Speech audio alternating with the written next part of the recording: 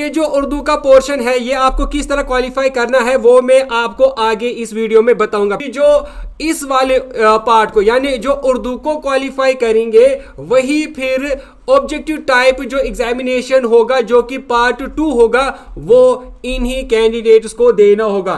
यानी जो उर्दू है वो आपके लिए बहुत ही इंपॉर्टेंट है क्योंकि जो ही इसको क्वालिफाई कर पाएगा वही फिर मेन एग्जामिनेशन में बैठेगा।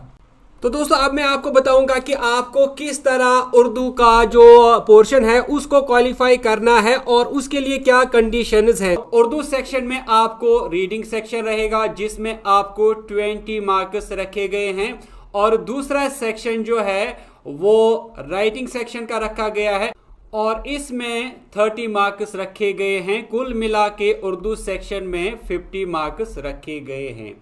दोस्तों अब हम सबसे इंपॉर्टेंट चीज की बात करते हैं वो है कैटेगरी की। यहां पर ये जो 40% रखा गया है 30% रखा गया है, अब ये क्या है तो हम बात करेंगे, स्टार्ट करेंगे ओपन मेरिट के साथ। यहां पर लिखा गया है the candidates belonging to open merit category will require to score at least 40% marks overall in the SET examination.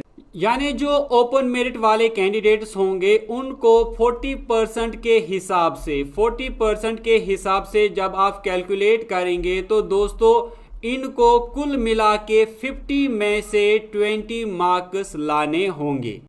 लेकिन जो सबसे इंटरेस्टिंग बात यहां पर लिखी गई है, समझने की बात लिखी गई है, वो लिखा गया है with at least 33% in both reading and writing. यानी इनको रीडिंग में से एट लीस्ट 33% जो है वो लाने होंगे और इसी तरह राइटिंग में भी दोस्तों इनको 33% लाने होंगे। लेकिन यहां पर 33% जब आप कैलकुलेट करेंगे तो 20 मार्क्स का 33% बनता है 6.6 मार्क्स। यानी आपको 20 में से 6.6 मार्क्स यानी 6.5 से ज्यादा मार्क्स आपको लाना होगा 20 में से।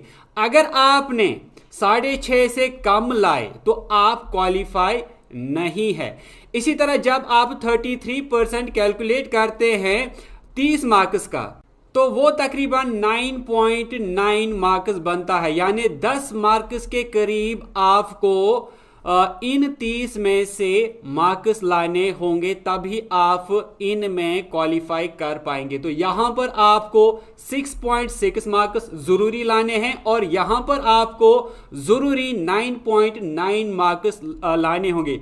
यह भी क्वालिफाई करना है 33% मार्क से, ये भी क्वालिफाई करना है 33% मार्क से। तो जरूरी है, ये कंपलसरी लिखा गया है कि आपको इन दोनों सेक्शंस में से 33% मार्क जो है वो लाने होंगे। लेकिन दोस्तों जब आप ओवरऑल कैलकुलेट करेंगे तो यहां पर अगर आप 6.6 लेंगे और यहां पर 9.9 लेंगे तो ये टोटल में 16.5 बनता है यानी 16.5 मार्क्स ही। लेकिन यहां पर जब हमने कैलकुलेट किया तो ये तो 20 मार्क्स आता है।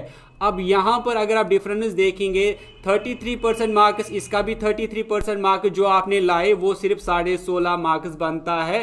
तो यहां पर आपको कहा गया है 40%, तो 40% तो 20 मार्क्स बनता है।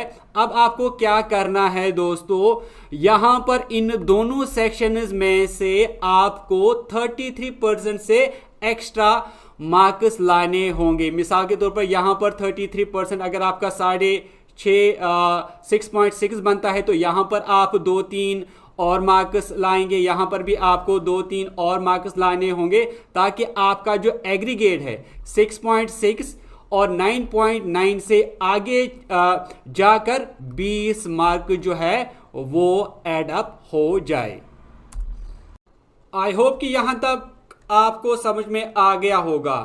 फिर से मैं बताऊं कि एक तो आपने रीडिंग सेक्शन में से 6.6 तो लाने ही लाने हैं, इसी तरह राइटिंग सेक्शन में आपको 9.9 जो है वो लाने ही लाने हैं किसी भी हाल में। अगर आप नहीं लाएंगे तो आप क्वालिफाई नहीं कर पाएंगे।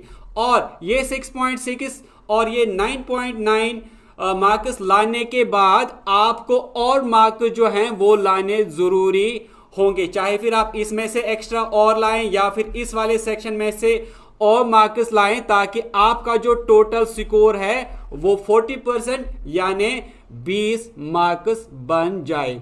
सेम के जो है वो जो कैटेगरी वाले कैंडिडेट्स रहेंगे उनको भी यहां पर सेम 33% लाना होगा, यहां पर 33% लाना होगा, यानी पहले इनको 6.6 मार्क्स यहां पर लाने होंगे और 9.9 जो है इसमें लाने होंगे।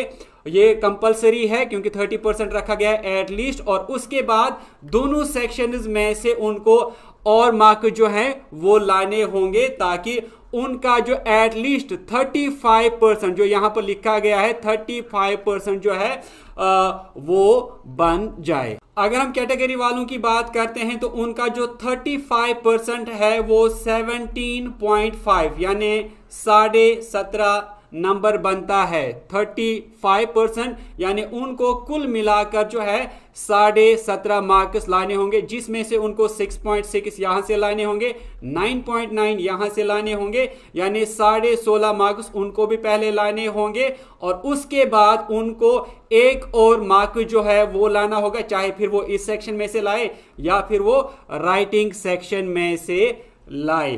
तो उम्मीद करूंगा कि आपको अब क्लियर हुआ होगा कि आपको ये जो 33% और 40% या फिर 35% मार्क जो है वो किस तरह से लाने होंगे।